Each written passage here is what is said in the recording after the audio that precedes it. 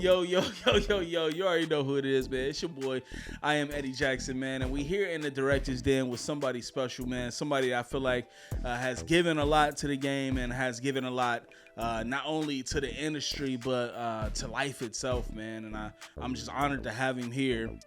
Ladies and gentlemen, we welcome another captivating episode of the Director's Den podcast.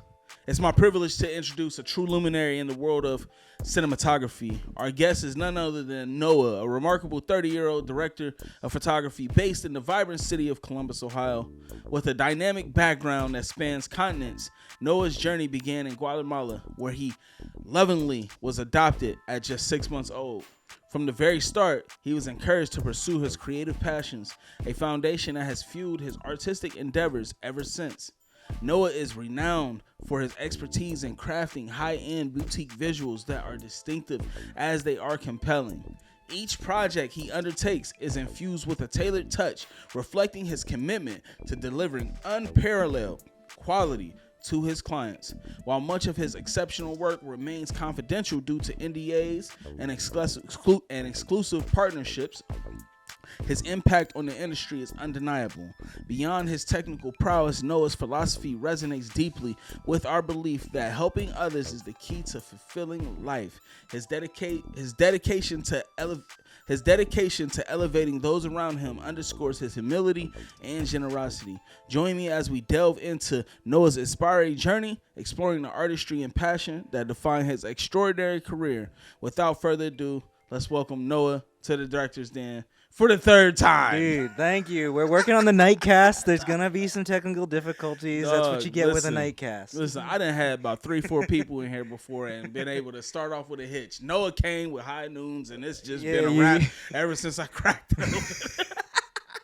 I tried to tell you. Dude, they're good. They're good. Listen, I just want to be honest with the fans because, you know, this is a community.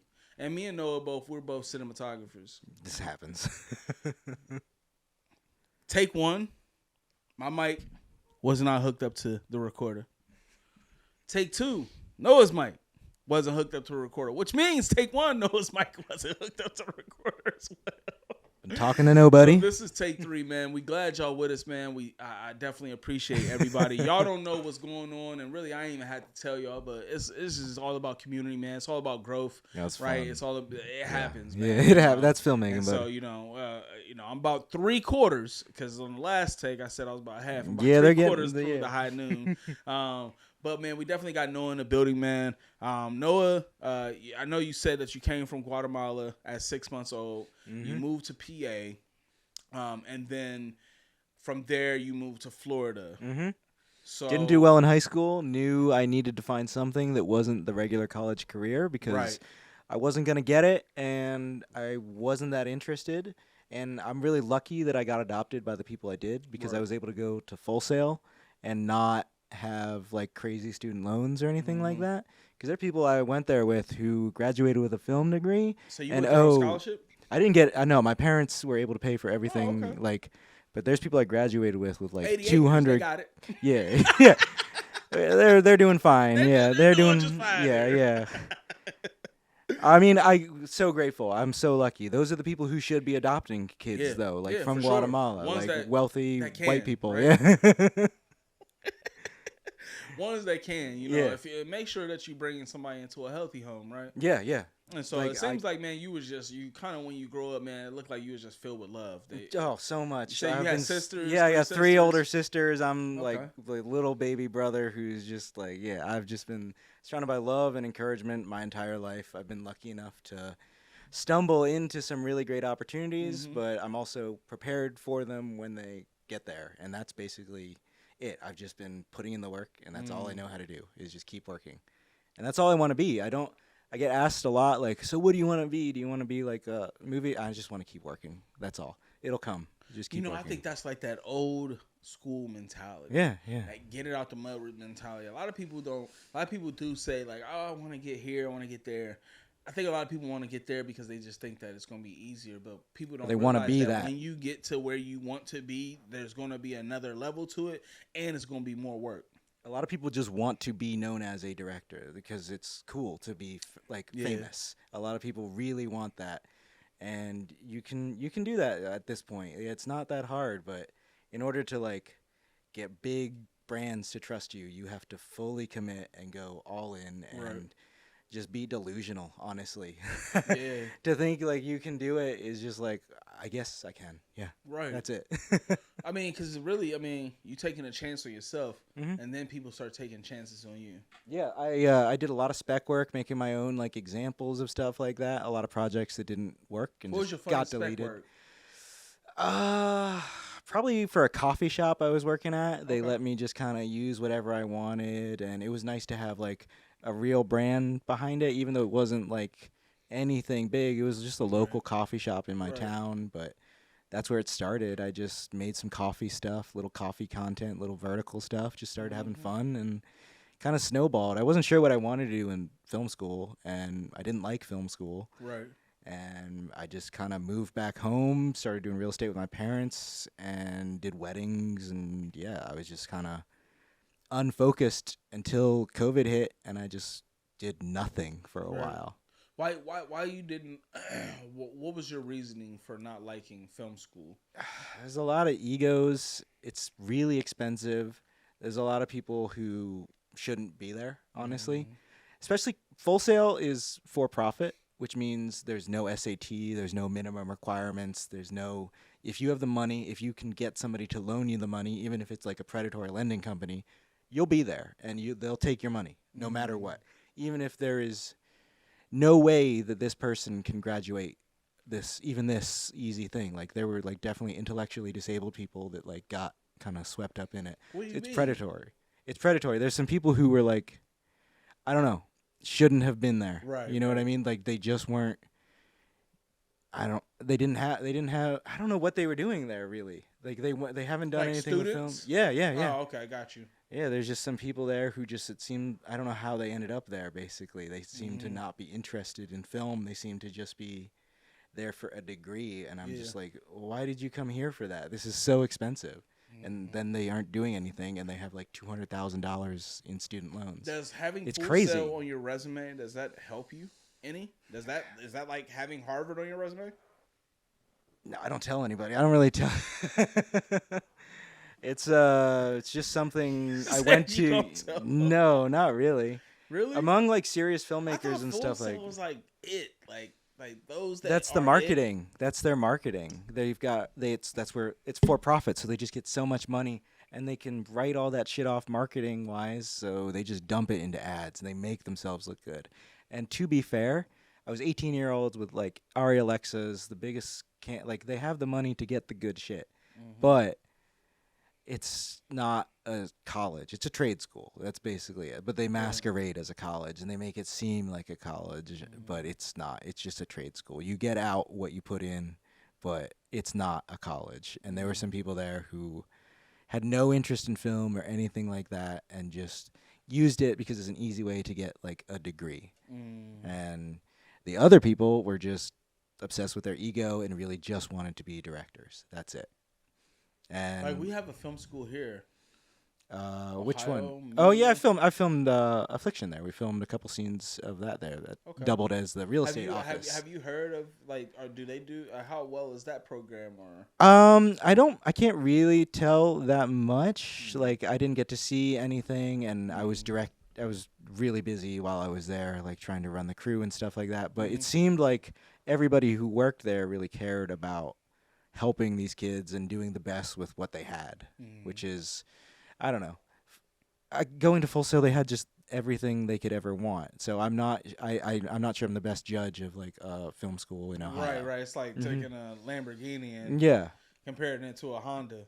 I'm sure if you focus Like you yourself both like do the same everybody, job, yeah, you network, you ask your professors the right questions, you follow up with right? them, you'll get something out of it. But it's every school at this point is a scam. College is a scam. All of it's a scam. Just go to work. Go I, find an internship at a production company or something, and you'll in a year learn how more. easy is that though? Because it seems like it's so hard to get internship work or any like even get hired on as a DP somewhere. And I think this goes back to what we were talking about in the first take when we were talking about demo reels. Mm-hmm. And I think a lot of people just don't like. Even myself, I suck. I like I can have the patience to sit down and do a whole wedding film, Mm-hmm. like audio. I mean, we talking about 10 mics flowing, like singing audio. I can do all that, but I cannot sit for the love of me and just pull all my work out and say, "This is this." I feel like that film would be 2 hours. It's hard. It's hard, and honestly, I do a lot of work that like is just like corporate, like really boring. Mm-hmm. Just like those are the NDA jobs you were talking about. It's just like go shoot this corporate bullshit that's gonna be used for But you make something. money on Yeah, those. it's great. It pays great. They don't care. It's like pharma commercials. It's stuff like that, and they just don't really care. As long as you live up to everything that they've ever had, you're fine. And Mm-hmm. but there's no real creativity in that at all. Like you just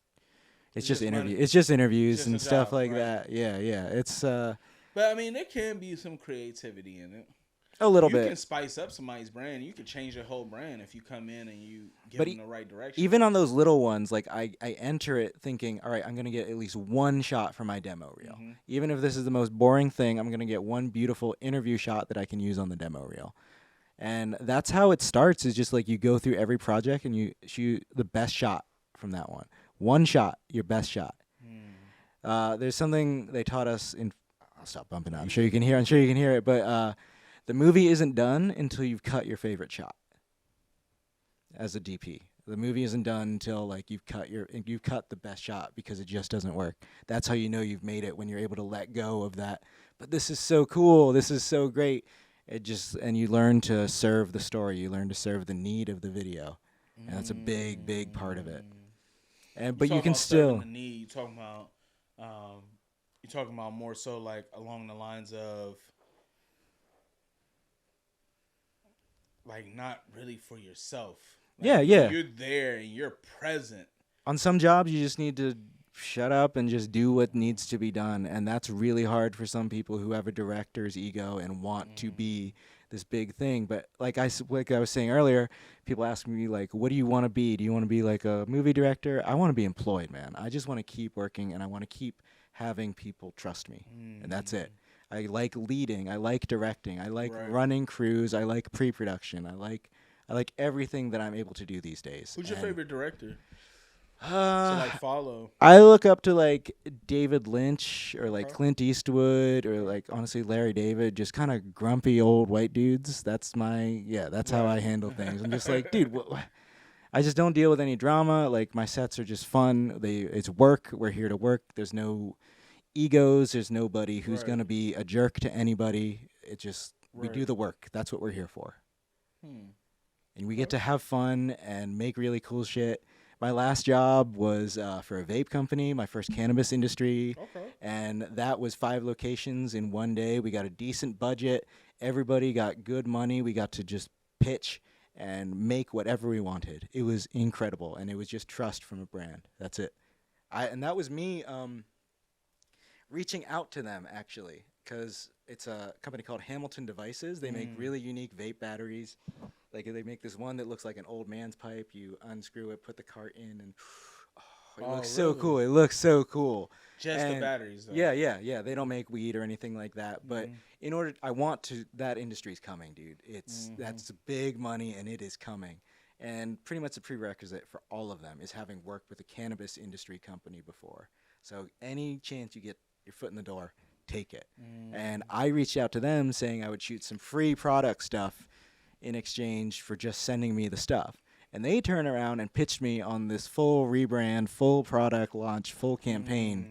And it just came out of nowhere. But it was another thing where it's just like I was just prepared and ready. And I have some great people I work with here. I have a crew who I know exactly what they can do, what's realistic, what's unrealistic, and we're in a great spot here for like work in Columbus. There is a lot of work if you go out for it, if you go and get it. In sales background, you are going to like the second like you start using that like fully and like have a product like your demo reel to sell.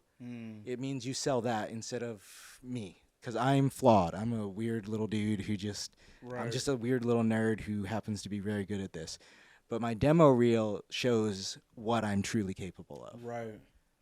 So when you look at a demo reel, and I know you say you like pull out the best cut, how do you determine what that best cut is? And what do is I it like? based off a target audience? It's just gut. It's just my gut at this point. What do I like? What do you like? Yeah. Okay. What's cool? Right. And then have it reviewed by people who aren't afraid to be honest with you. Honest. Like my girlfriend, Becca, she will tell me anything that she doesn't like, and I love it. Really? She's a doctor. She doesn't deal with any bullshit. Like, she's a pediatrician who like works in the ED all the time, deals with like kids dying. Literally, that's her reality. She does not give a fuck about my little video. Like, like it's just like, is this good, or is it good or bad? Do you like this or not? Should I keep working on it or not? And it's just like, no, keep working on it. It can be better. Or no, this is great. You're great. Like, she is my biggest supporter, though, but she will also be incredibly real with me. Yeah. And that's what I want. I want that. That's how it should be. Yeah. You know, biggest supporter, biggest critic. You know, I love editing with my girlfriend. Criticism is support. People don't realize that. If it comes from love, she might not phrase it the nicest sometimes, but I know what she's trying to say. Well, that's just because you gotta know you gotta know your girl too. Yeah, we're also both, we love giving each other shit and stuff like that. So that's kind of funny. But yeah, when you have the relationship like that, where you have a partner who's truly supportive, like I'm technically most of the time unemployed. That's a reality of freelance. That's a reality of freelance, man. Is most of the time you're unemployed until I go out and find work. And having a partner who honestly is able to financially fill in the gap sometimes when work is really, really slow has another reason I am here.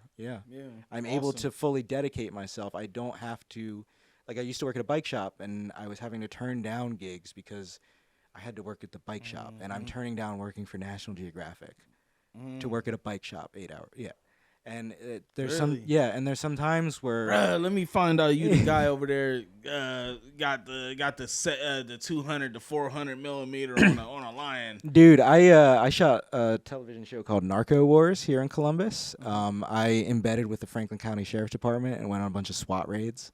Like, I was in the middle of a SWAT team stacked up, like. Little me, full helmet, full Kevlar, everything just in the middle of it, going on these like fentanyl raids. And speaking of having to redo shots, I had to redo a shot on that one because we went on this crazy chase and pulled over this car. I'm in like with the detective, and there's a box that they pull out about this big, and I like do this take over, and I completely ruin the take because I go, oh shit, because it is a box like that of pure powdered fentanyl, enough to kill the entire city of Columbus. It was insane, but I ruined a full take in the middle of it by going, oh shit, that's a lot. It was pretty cool, and I'm still on their like assignment list and stuff like that. It was an absolutely incredible experience, but Dude, that sounds so fun. I almost had to turn it down because like I was working at a stupid bike shop because I thought, I don't know, I needed this like safety net. But I am incredibly fortunate to have people like my parents and my girlfriend who were like, what are you doing? If you're gonna do it, just do it. Like, don't be in this half water and then be mad at me because you missed out on opportunities. Like, and we got to deal with it. Yeah, exactly. We got to deal with you when you're in these moods. And I would have been so depressed if I missed out on that. Like, National Geographic is like a dream client for me. Like, no, I would love to. Like, I told my wife, I said, listen, I would love to just tote like a 600 or 800 millimeter and just like go. That was all on A7S's, and it was really small kits because we had to be so fast and so small. Yeah, I mean, I was in the back of a SWAT van or a A74. It was the FX, not the handheld one. FX, what they shot the Creator on. Yeah, FX3. Yeah, FX3 then. Yeah. And great camera, by the way. Yeah, Incredible amazing camera. camera. Yeah. My boy Kim, that's the co-host of the show. He has 3 of them. Dude, they're incredible. They're great. Those are oh my god. Workhorses. Yeah. You If know, had I three- almost had one, but I got scammed. Oh, how? What happened? I thought I found a deal, man, and it was right when I had bought that 100 to 400 millimeter lens behind you, that G Master. Ooh. And dog, when I say I was like just super geeked that it was coming, and bro, like whoever, the dude just stopped messaging me on Facebook, and then he just sent me a big box. It looked like it might have been like a table or something, and it didn't even come to my address. It went to somebody else's address. Dude, that sucks. I'm sorry to hear. Dog, I was hurt I can't even imagine like because I was so getting excited so to get that camera, ready. man. You're a gear guy, I can tell, and like when you're ready, you know what that thing's capable Yeah. of in terms of taking what you want to do. Bro, I ended up getting scammed, and I've been fortunate enough to be able to, be able to have, a few, you know what I mean? But man, it's just, dog, when I say having that FX3 is just like, it changes your world, because you never thought something so small could be so cinematic. Dude, they're so easy to handle and Pair it with good glass. Oh my god. You just be like, oh, it's creamy. Mm-hmm. Pause on the creamy. But hold on, man. Let me crack open this blackberry. Noah got me about to crawl upstairs to my wife like, baby, Noah's gone. Noah's gone. And it's high noon. Mm-hmm. It's a sun sip. High noon sun sip. I've been sipping the sun, baby. So the first one I had, what was that one? That was pineapple. This one blackberry. I'm not gonna lie, bro said they sneak up on you. Yeah, they get you. Dog, I'm over here. It's vodka, man. It's just vodka and seltzer water. No carbs. Blackberry. I told you the know what it tastes pineapple. It tastes like hold on. I like drinking. I like alcohol. It tastes like cranberry. That's what it tastes like. It don't taste like black cherry. It tastes definitely like cranberry. I'm working on a grapefruit right now. Damn good. Grapefruit. I hate grapefruit. I don't like nothing grapefruit. Oh, really? I feel like grapefruit is just the worst taste. It's pretty sour. It's like the most bitter one. I got it. Yeah, I get you. Just like, I remember when mom used to make us eat grapefruit, dog. We're like, stop. Oh, I hate it. I hate it. Noah, man, what's one of your funnest projects, man, that you got to work on? Like, just pure fun, man. Just amazing. Just great time, great vibe, great people. Man, I gotta be honest. I think it was this last one I just shot, this vape campaign, because they just gave me full control to hire my friends, and that's it. That's always fun. And the thing my friend and I are working on, it's called Sessions. We shoot local Columbus artists and stuff like that. We do this huge production thing. Get like 16 people involved. Okay. There's 3 cameras going. It's like 3 Reds going, fully kitted out, and we So are. you own your Reds? Yeah, I have one Red, but my friend has a Red, and my other friend has a Red. Oh, okay. And if you can get, by the way, if you can find a Scarlet W, that is that's the move right now, in my opinion, in terms of price point. You can get one of those for like $7,000, like the full kit for $7,000, and then you've got a Red. See, I'm scared to go Red, man. It's so worth I'm it. scared to go Red because I just feel like Sony works for me. You know what I mean? Like if I was to go anything, I'd go Burano. See, I don't know. It's funny you bring up the Burano. My gaffer Jack and I were just talking about it. We can't figure out where it like really fits in, and we actually talked to the Burano, like the Sony guy at the gear show at OHD. Okay. Something you should definitely like check out next year. I've heard about them, man. It's so fun. That's the thing. I don't like going, man, and not being able to buy them, man. You know? No, it's just a tease at that. It's so fun to just hang out with other filmmakers. Dom was there talking. He was speaking. Yeah. Okay. They were talking about, and it's mainly like a networking thing. Like I've met so many great people through mixers that like Central Camera, Central Campus, they host big mixers every now and then. OHD hosts them. See, I There's be all thinking you sorts of gotta go different to ones. LA No, or Vegas to do all that stuff. no, it's Like we have all that stuff here. yeah. I owe my entire career to just people I've met over the years who I've been friendly with, who I've helped out, and those connections just come back years later when somebody has a job that, you know, they were a PA on something and now they're a producer. Like, I'm 30 now. I've been freelancing since I was 20. It's enough time to build those relationships, but it definitely doesn't happen overnight.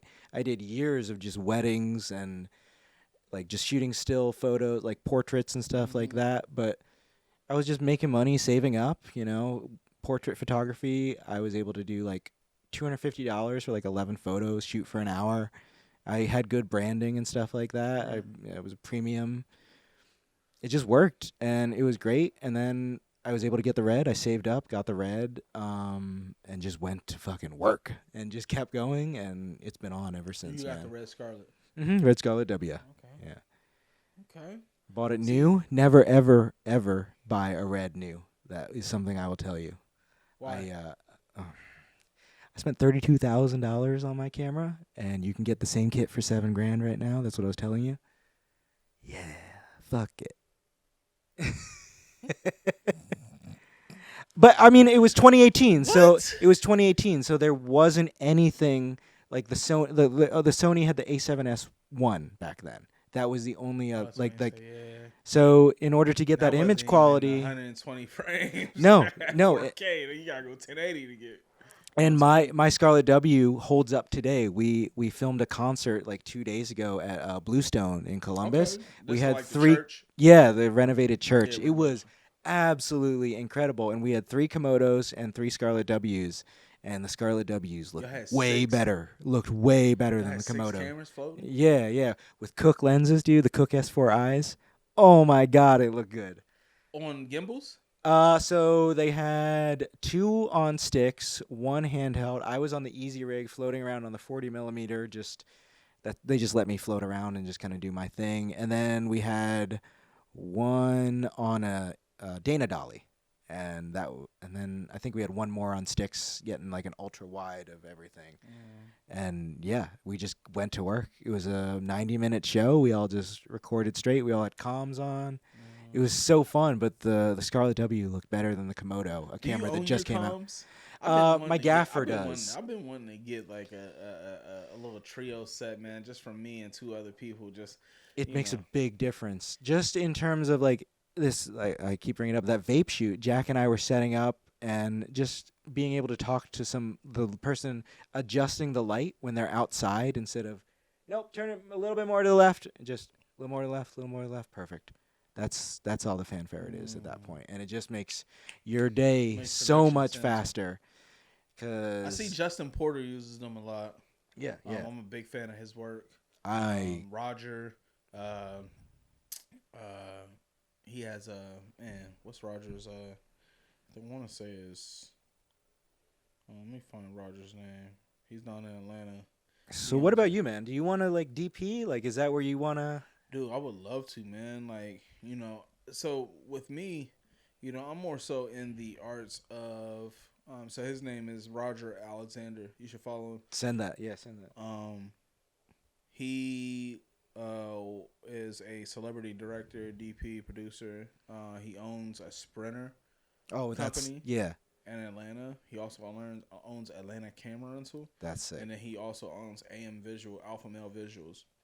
He does work, for like Rick Ross and like a whole bunch of people, bro. That's sick. Cool dude. Used to work in 9 to 5, maybe probably like 8 years ago. Took a chance on himself, and from what it takes since then, bro. Like the whole everything. He's done BT films. He did Marvin Sapp's. Not Marvin Sapp. Is it Marvin Sapp? Yeah. Marvin. Yeah, man. If you want to get into DPing, I recommend finding a really good gaffer. That has changed my life. So gaffer. So gaffer is in charge of all the lighting. I'm in charge of all the camera equipment. He listens to me, and we kind of go through the gear list in pre-production, determine what we have, determine the look we want, and then we figure out what gear it takes to get that look. And he is in charge of all the grips, who are in charge of help setting up all the stands and stuff like that. But he is the liaison between all that department and me, because I need to be talking to the director and the client So and what you mean? a You lot of like other have stuff. a gaffer on your team? Yeah, I have a gaffer with me pretty much every shoot I do now. I won't do one without Jack at this point because it's just another person to help you set up the lighting that's built in, and he knows his shit. You know. To me, I would love to hold the camera. Like to me, that's like more so my thing. Oh, operating. I also like to pull focus, as well. I like to See, be a focus again, puller. I'm gonna another thing that the better you get, the more people you have to help you. So I always have a first AC now as well. Yeah. Back when I was doing weddings and like other stuff, I never would have ever considered having it. A focus puller, I don't need that. But what he actually especially when you're using reds and cameras that aren't autofocus. there's no autofocus. It's a game changer. But I want to use that F5, the camera that's shooting me right now. Amazing camera, but I do not know. I can't do it alone. You can't use that camera. We'll have you over. We'll set you up. A first AC. Their technical job is to pull focus, but they do so much more. They make sure your cards are formatted. They make sure your batteries are charged. They swap the lenses for you, so you don't have to set your camera down. You just hold it. They swap it. You go. You don't have to set it down on the tripod. Do a bunch of bullshit.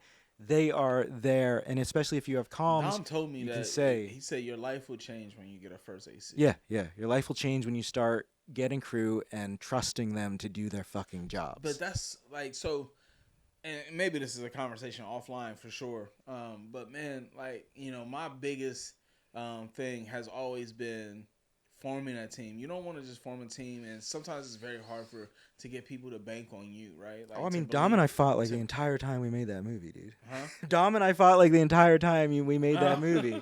I'm sure. Like, yeah, we butted heads the entire time. I'm sure. But we're both passionate and we both Right. wanted to do it. We just had kind of different ways of doing things. Right.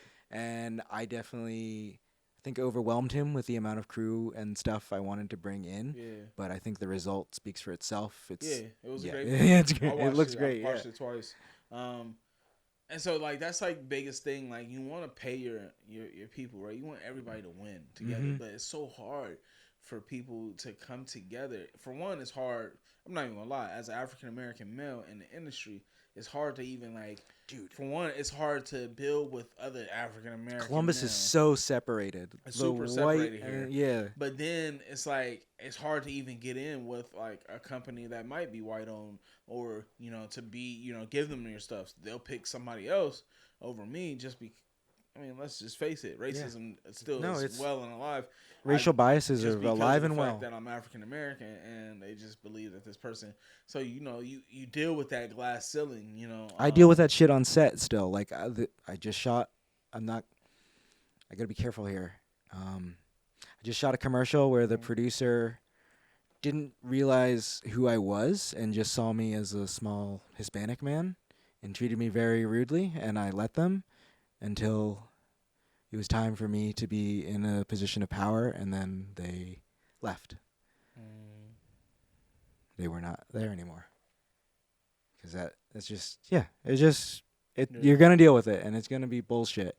And there's a reason I dress the way I do. Like, I'm also, like, white on the inside. I've been surrounded by white people my whole life. Like, that's my culture. Right. And it is big culture thing. Like, I don't know how to like describe it, but Columbus especially is very like the black filmmakers are over here. Yeah. But like I don't know, segregated as like a really like mean. It's not. It's not an intentional. Because we should all be working together. No, but that's what they think too. But it just doesn't happen, and I don't know why it is. I can't put my like finger on it other than just like cultural like. What blew my mind? One of my guys, he was telling me about like the importance of getting government contracts. That's kind of why I've kind of like scaled back from doing a lot of just work. I don't want to just like get paid like pennies to the dollar, man. On the work that I'm doing. I'm bringing state of the art equipment. That body on that camera is $16,000 right now. Brand new, still to this day. The camera is 10 years old, over 10 years. What is, if you don't mind me asking, like what's your day rate? So I just learned all this stuff. So this is the stuff I'm getting put on the game. Like, no, people be trying to charge hourly. What's your day rate? Your half day rate. You need to have that set in stone. You need to have a flat out fee for editing. You don't need to fluctuate, this or that, because what it does is, and this is what I did with weddings before I truly went just creative branding agency. Because all I did was weddings. I've done over like 250 weddings. Dude, it's good money. Yeah. And, from the weddings, I realized, like, watching Justin Porter, he's like, dude, I don't charge per hour. I don't make one package 8 hours, the next package. He said, you know how I come? I tell people, to get the production and the level of production I need, this is what I need. It works until you get on these big sets. Well, they'll work you 20 hours. 24 hours, and that's when you need to set those day rates, because then you set your overtime past 10, they're paying time and a half. That's where that comes back to save you. That's where you really, when you're just starting out, that's you have the absolute 650 just starting out for a day rate for 10, 650 for 10. That's great. 10 hours? I get anywhere from 1,200 to 2,500 for a day for DP, but I'm also getting like pre-production days as well, and if they kill it, I get a kill fee that is like half of my actual fee and stuff like that. And it's just little things that you build up after time. All that lingo, that's language that, like, literally that's a part of the barrier. I just learned it too. I've been learning it like in the last couple of years, so it's new to me too. That's part of the barrier, though. That's the separation. Is that you got, with a lot of these big businesses, you got to learn how to talk their lingo too. You got to know what's the language that they speak, because you come to them talking about, I'm $200 an hour. Well, brother, it may take, I don't know how long this project gonna take. Exactly, yeah. If you're here for a full day, what do you want?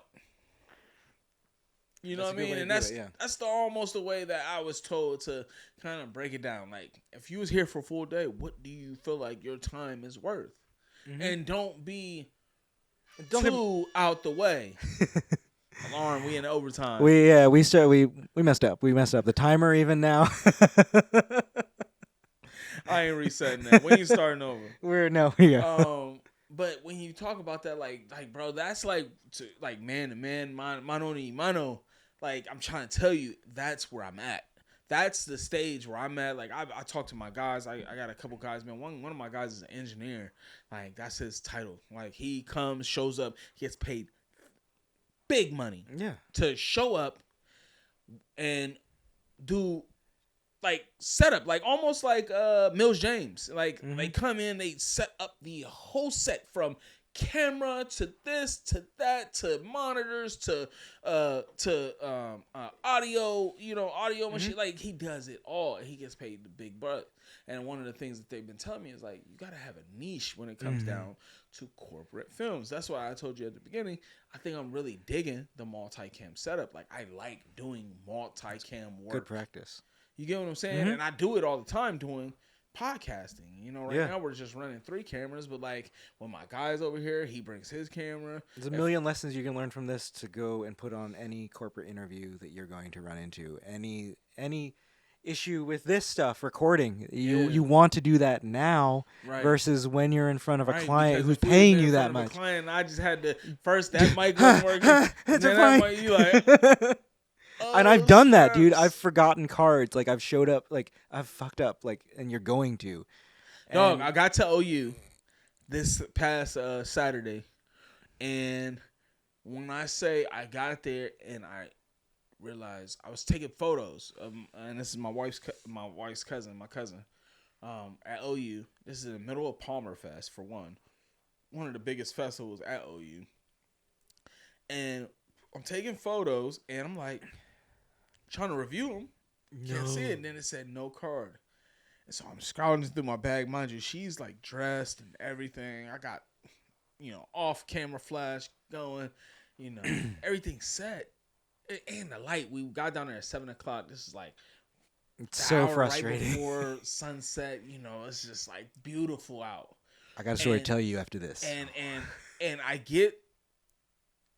I'm like, I gotta go to my car. So I go to my car, check the car. As I'm on the way to the car, I'm like, dude, you don't have an SD card with you. And you're an hour away from home. So literally what I do is I see this photographer that's shooting. And I'm like, hey, listen. Like, I was thinking about, first question is, do you have an extra SD card? But I was like, before you ask him that, do you know where I can find an SD card, like, right now? I don't care. It could just be 32 gigabytes.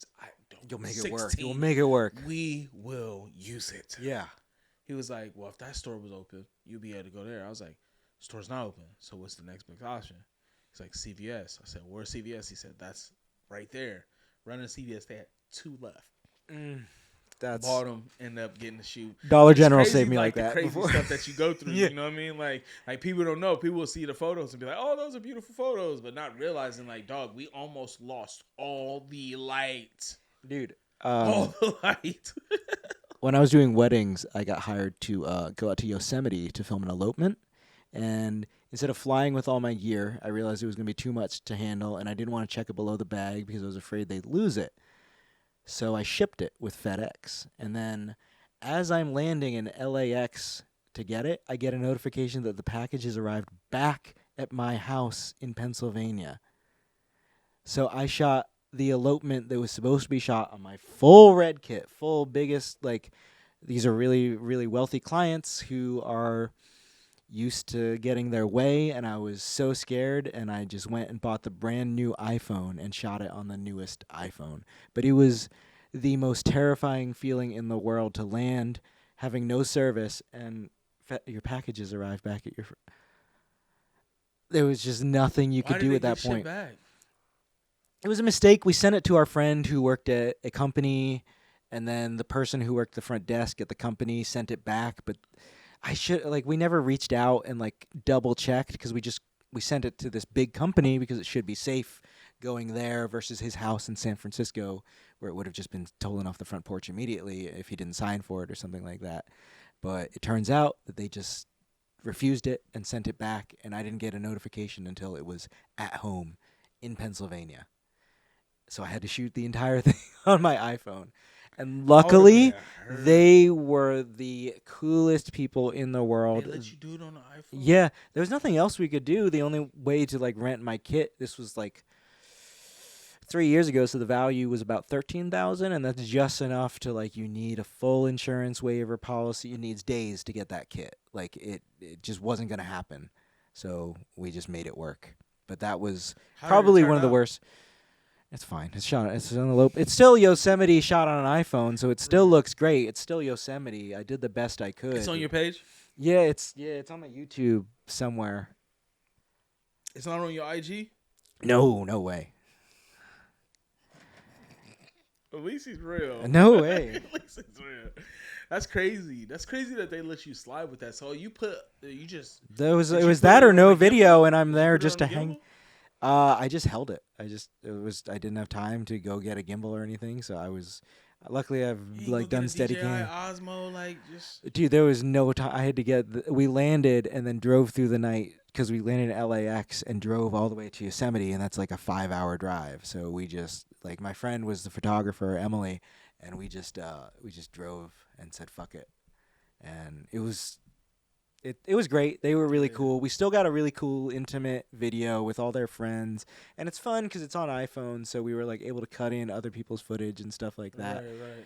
But yeah, it just was something that could have been and was supposed to be, something really cool that could have set my wedding video business beyond anybody. Yosemite. It sounds like you're a marketing guru, dog. I like advertising. I'm very fascinated by it. I feel like you do a great take job because personal branding I've been doing very weddings seriously. For years, and I've only been flown out a couple times. And mind you, I feel like I do A1 superb weddings, miking up the whole wedding party, and it's hard. That's another glass in. It's just trying people. to get those clients. Yeah. I up my price from me doing weddings for $2,000 to me doing weddings what I'm offering you is worth $8,000 to $12,000 to fly to bring me out. Also, I know what I need. I need to bring people, so I gotta pay at least one or two or more guys to come out. Weddings. And I can't never find those people that buy those packages. I'm not gonna lie, dog. I struggle. I don't have. I just kept filming, and then these people were a friend of somebody I'd filmed who had heard of me, and then I upgraded and I shot a couple weddings on the Red. Realized the Red was terrible for weddings, and I couldn't keep doing this. It takes 30 seconds to turn on, at least at the minimum. It takes 30 seconds to power the camera on. you're gonna miss out on all the moments and stuff like that. Like it is the worst camera for like wedding filmmaking. Really? But it looks incredible. It looks like a Hollywood movie. So that's where I kind of built like a little niche was like I can't get everything. I'm not going to be that guy who covers everything, but I am going to capture these really incredible moments in really beautiful kind of slow-mo that looks fucking beautiful. Like Right. of course it looks beautiful. You use the right gear, it all comes together in the end if you know what you're doing. Right. Anything can look good these days. But it just was, I don't know.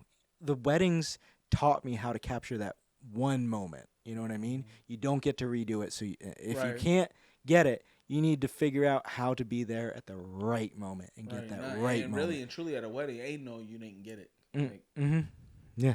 You fuck up, you're got a lot of people, including like brides' fathers and stuff, really mad at you who are usually drinking, and right. it gets well, fun. They shouldn't know you messed up until after you left. No. I wouldn't definitely tell them. Right No, they can just see that you weren't there for some things, cause like Oh, you talk. I get what you say. You talking about when they're looking around and they don't see you present. Yeah, they expect you to be recording every moment of every. I'm sure you're like, Yeah. why aren't you here? Because we have 6 hours of dance footage. Yeah, I know. It's all the same at this point, dude. I'm not Yeah. getting anything new. Right. Everybody's just getting sweatier. And stinkier. Yeah. And I'm trying to get out of here. Everybody's just getting shinier. What's the future look like for Noah, man? Good question.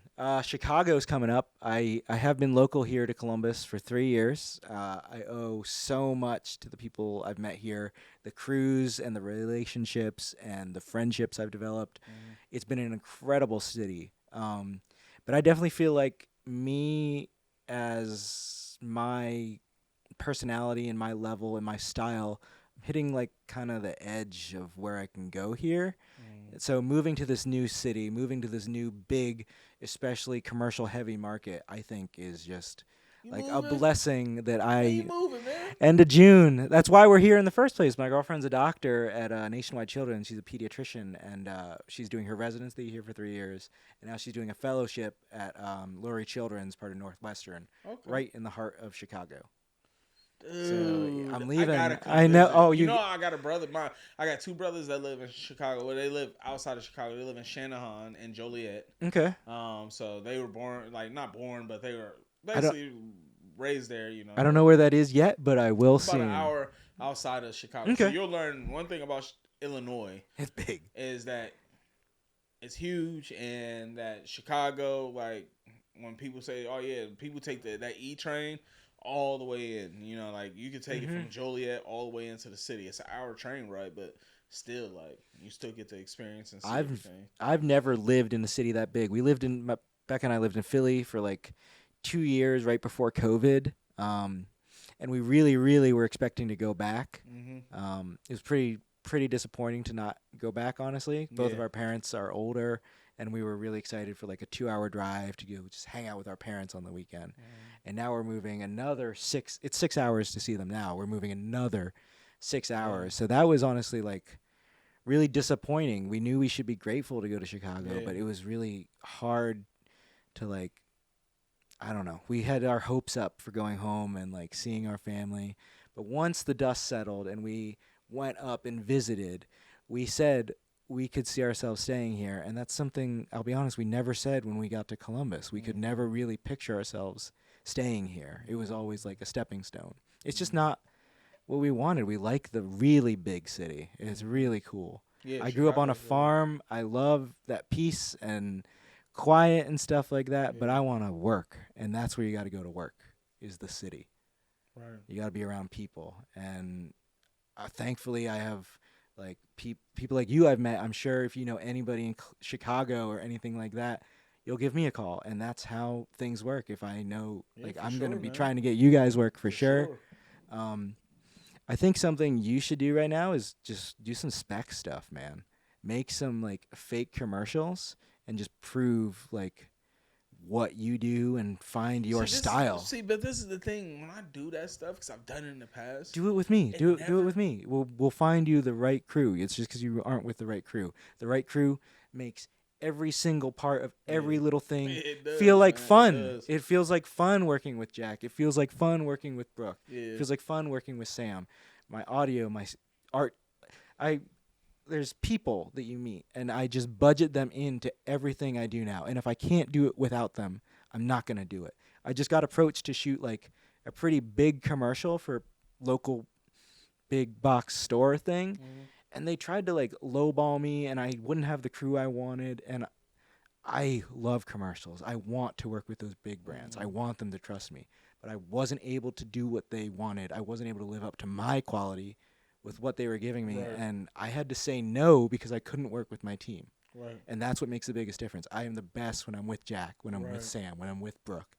That's it. That's the simplest thing is we got to find Like you the right team like people don't of understand, qualified like, professionals. People don't understand like when you get me like you don't understand they're a big part of the backbone that makes they are me successful. everything. Jack You know does what I mean? all my lighting. Yeah. Like I get to focus on the movement of the camera, on talking to the talent, and like spending that time instead of worrying about the lighting and making sure the lighting's perfect. I know Jack will not let me down ever, and it's just a level of trust that we built over Dom's movie, and we have taken to every single thing we've done since.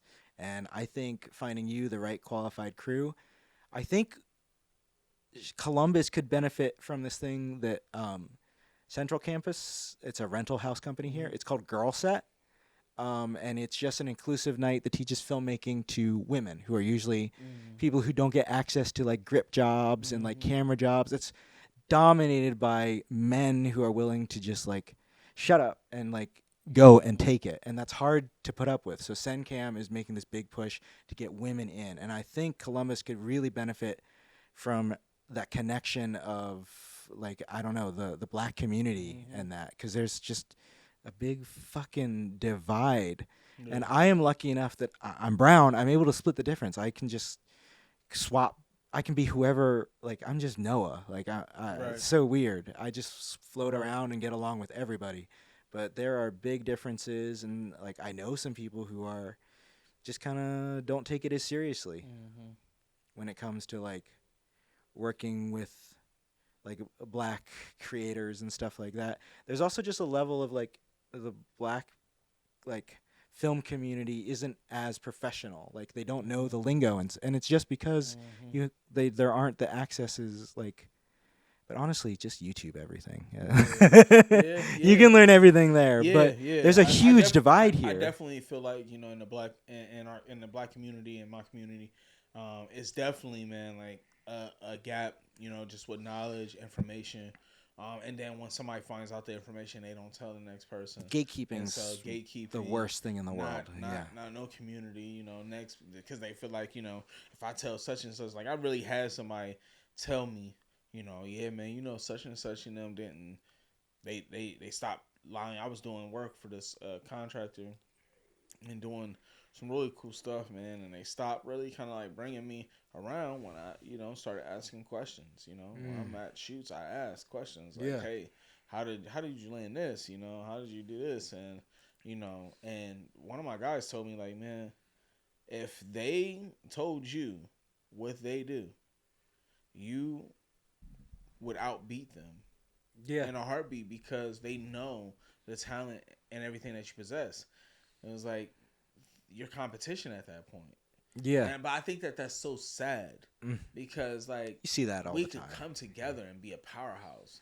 There's so many of crazy film guys out here, man. That if everybody came together just for one project, everybody bring their gear, man. Be like so we could fun. find use for it somewhere. You know what I'm saying? Like, dude, that's but exactly. Even with that, like it's always just like somebody. There are like black photo studios and white photo studios that like but why? I don't like it's just so weird. They're both as good as each other. 2024, man. Let's shake it up a bit. You know what I mean? Because I think bridge the gap, man. I'm big on dog. That's why I said I'm willing to be the forefront for that. You know what I mean? Like I love working with people. I love doing anything that requires you to be high end professional. And it requires you to be on your best. When I'm nervous, I'm at my best. Mm-hmm. If you're not nervous, then why are you here? You know what I mean? Because it's not challenging you, which means it's just going to be mundane and ordinary, just like everything else, right? Yeah. And so we're trying to go for different. We're trying to go for better. We're trying to go for consistent, right? Like, I mean, because you formed a team, because you got trusted people, now you can they're on the card. Hey, hey, this is my guy, you know, because when you go in these government contracts, you got to send itemized lists and what is this money covering? Like, okay, I understand that you're saying that you need a $50,000 budget, but I need to know where all $50,000 is going, and you know, you have that, you know what I mean? And that's the biggest thing for me. Like, I want to build a team.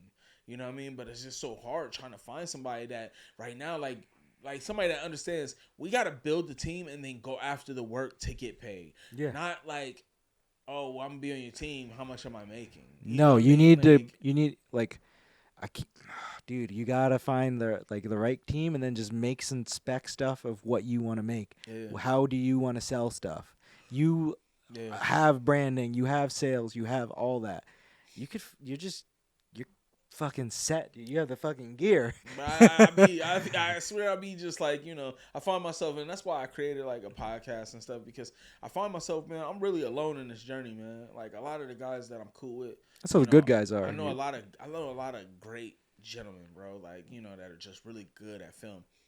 But man, I'm really just, you know, a lot of times I just feel alone, you know, in this, and that's I'm normal. Such a people's person. That's normal. That's weird for me. That's how it's supposed to be when you hold yourself to higher standards than other people would. When like you want to cry because your video isn't as good as you thought it could be. That's when you know you're in it. And when you surround yourself with people who feel the same way, who like, we worked so hard on this, all of us, we actually care about this. Like everybody's invested. It's so fun. There's no better feeling. There's no better feeling than that, man. And finding the right team and sharing those wins with them again, and then getting another win again, and then getting another win again. Oh, my bad. No, you good. There we go. It's addicting, honestly. Like, it's so fun. And I love commercial work because you don't get really bored. You do your thing and then move on. Do your thing and then move on. Unique, you know? And it's not the same boring, mundane. Like, weddings can get kind of boring. Oh, my God, yeah. Excuse me. Especially if you know, like we talked about earlier, the slow-mo montage, like, that just gets boring after a while. It just gets, it's nothing unique about what you're doing. Slow-mo, it gets, now, unless you're using it, certain shots, sometimes it's worth it, yeah. Slow-mo is perfect. And that's why I always say, like, hey, get an FX3 that you can shoot 4K 120. Why not? And just run it constant. Do a high bit rate. Dude, it's going to look good. You need to build it. You need to get good at shooting slow-mo because it's a completely different art than shooting regular. And that's what, dude, so much of my experience came from weddings because you get good at the timing. You figure out what works and when it's worth it. Multitask. Yeah. Like, you know, like, hey, I got to be here. I got to be here. Hey, you schedule oriented. You get used to working with a photographer. City of pants. Like, you got to be like, hey, before this even starts, pre-production is everything. You get what I'm saying? And so, I'll send you some stuff later. There's a bunch of YouTube channels. Like, that's another thing is just be obsessed and be unafraid to be obsessed with what you're doing. I watch just constant film breakdowns, like directors, like commentary, like just watching and stealing every little thing I can that isn't bolted down, that isn't obviously theirs. Like, Full Sail drilled it into your head. A, you ain't shit. You ain't gonna be shit for 30 fucking years at the minimum. Just put in the work. And B, steal everything. Everything is a remix. Everything is stolen. I've used basically the same pitch for like the last 4 clients I've landed, and it's because it works, and I found that it works, and they like it. It's consistent. It's easy. We're getting budgets where it's enough, like, they're not worried, but it's enough that everybody gets their full day rate. We have a full amount of art budget. We have a full amount of freedom to do what we want, but not enough that people are getting scared that we're going to waste their money. Especially my first cannabis client, half of their ads get flagged. So they did not want to invest a bunch of money and then have assets that they can't use ever. And that's, we still don't know whether this was great. But we had a really great budget. Everybody had a great time, and we made some amazing stuff that we're all really, really proud of. But still, it might end up getting flagged and be for nothing. Right. Like it's a hard thing, but it was still worth it. I'd still do everything the exact same way. I'd still absolutely go for it. It's crazy. Man, dude, I'm definitely going to have to tap in with you offline just because I feel like, man, you know, that's really like the big gap, and I would like to learn, man, just so I could teach other people too. You going out to Chicago, man? You gotta leave some of that knowledge here, man. We gotta go ahead and get that knowledge from you, man. But I would love to definitely chop it up. I offline, hate gatekeeping. man. I want to give it all away. I would love to work with you, and you know, like my website says, the more you help others, the Yeah. better life is. And Yep. like hooking people up with my I offer immediately. I was like, oh, you only have one lens, dude. Borrow my lens kit anytime you fucking want, for real. Get used to it. Play with a 20. Play with the 135. This is S35. You're gonna have a great time. It's just sitting at my apartment most of the time. Yeah. Until I work, it's just sitting, or I'm practicing with it or doing something. Right. You can use it to learn. Like, dude, just come over. We're gonna have you over Yeah, sometime. for sure, man. I went to school in German Village. Oh, I went to nice. Stewart Elementary. Oh, It's that's right there. pretty close. Yeah. I went there. And We've got a big backyard. kindergarten through fifth grade. Nice. We've got a big backyard. We're doing some fires this year. We'll definitely get you, Oh, yeah, your for wife, your sure, kids man. out. It's so Yeah, fun to yeah. just. I got a big dog. Yeah. Okay. It's just a vibe out back, Yeah, man. man. We It's love so it, man. fun. And then I bring like filmmakers over and stuff. Yeah, bro. But I'm pretty I would it's love- a kind of exclusive fire. Yeah, for sure, man. I love any invites, man, just so that I can be able to bring some nuggets back to the community, man. Just because, you know, at the end of the day, man, you gotta respect is given, respect is earned, man. And I never want nothing given to me. I always want to earn it. Noah, man, go ahead and tell them where they can find you, man, on IG, and how they can look up your work and find your bodies of work. My Instagram is higgins.dop. My last name is Noah Higgins. I was adopted by an Irish family, thus the Higgins. My website, higgins.media, and then just YouTube. I think I don't even know. Noah Higgins. Okay. Maybe. Nice. We'll add that in the text right here, Yeah, what for it sure. actually is. Find that below. Mark it. No, man, dude, we definitely appreciate you coming on the show, man. Coming to the Director's Den. Take 3 was a success. Take 3 was definitely a success. I'm like feeling really, really good right Yeah, now. that was fun. I think if I don't drink often, but I feel like if I was to have like just a chill evening, These are perfect. I would definitely go grab these. They're very light in calories and no sugar added, gluten-free. Yeah, no man, hangover. so. No hangover, dude. Hey, man, we appreciate everybody tapping in with us, man. That was episode 13, man, with Noah Higgins, man. Make sure Man, I y'all could go talk to you follow all him. day.